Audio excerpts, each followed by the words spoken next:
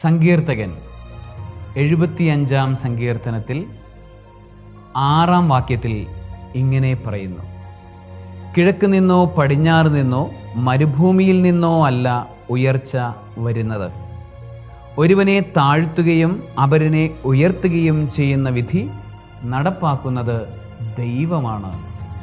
പ്രിയപ്പെട്ട സഹോദരങ്ങളെ, ഉയർച്ച വരുന്നത് കിഴക്ക് നിന്നോ പടിഞ്ഞാറ് നിന്നോ അല്ല. മരുഭൂമിയിൽ നിന്നും ഉയർച്ച വരുന്നില്ല.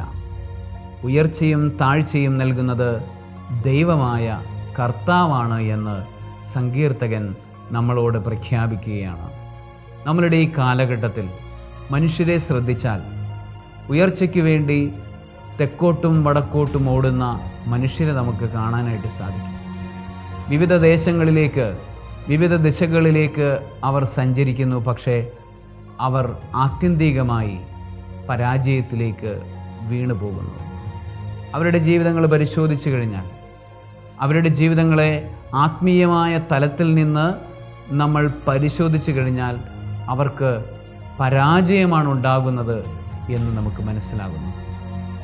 ആത്യന്തികമായ വിജയം അത് ഏത് മേഖലയിലാണെങ്കിലും, സാമ്പത്തിക മേഖലയിലാണെങ്കിലും, സാമൂഹികമായ മേഖലയിലാണെങ്കിലും, കുടുംബ ബന്ധങ്ങളുടെ മേഖലയിലാണെങ്കിലും, ഇനി ആത്മീയമായ മേഖലയിലാണെങ്കിലും അങ്ങോട്ടും ഇങ്ങോട്ടും ഓടി നടന്നതുകൊണ്ട് ഒരു ഉയർച്ചയും ഉണ്ടാവില്ല. കർത്താവിൻ്റെ സന്നിധിയിൽ ചെല്ലണം, കർത്താവിനെ തേടി ചെല്ലണം.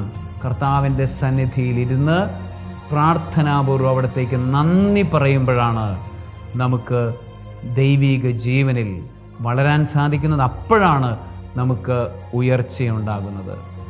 സർവശക്തനായ ദൈവം, പിതാവും പുത്രനും പരിശുദ്ധാത്മാവും നിങ്ങളെല്ലാവരെയും അനുഗ്രഹിക്കുകയും ദൈവീകമായ ഉയർച്ചയുടെ അഭിഷേകം നിങ്ങൾക്ക് നൽകുകയും ചെയ്യുമാറാകട്ടെ. ആമേൻ.